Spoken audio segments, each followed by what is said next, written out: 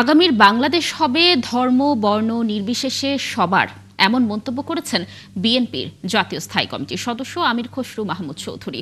সকালে চট্টগ্রাম নগরীর প্যারেড ময়দানে বৌদ্ধ সম্প্রদায়ের সর্বোচ্চ ধর্মীয় গুরু ডক্টর জ্ঞানশ্রীর মহাপ্রয়াণের শতবর্ষ উপলক্ষে জাতীয় অনিত্য সভা ও স্মৃতিচারণ অনুষ্ঠানের আয়োজন করা হয়।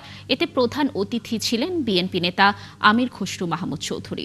অনুষ্ঠানে তিনি বলেন, আগামীর বাংলাদেশ হবে ধর্ম বর্ণ নির্বিশেষে সবার, আর বিএনপি সেই সব মানুষ সঙ্গে নিয়ে একটি শান্তিপূর্ণ বৈষম্যহীন ও মানবিক বাংলাদেশের দিকে এগিয়ে যাবে।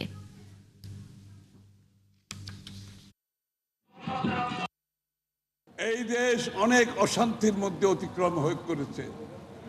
আগামীর বাংলাদেশে আমরা রেইনবো নেশনের মাধ্যমে সকলকে এক জায়গায় এসে একটি দেশ গড়তে চাই, যেই দেশ প্রত্যেকটি মানুষের সকল ধর্ম বর্ণ জাতি সংস্কৃতি ইতিহাস সকলের অধিকার হবে বাংলাদেশী হিসাবে।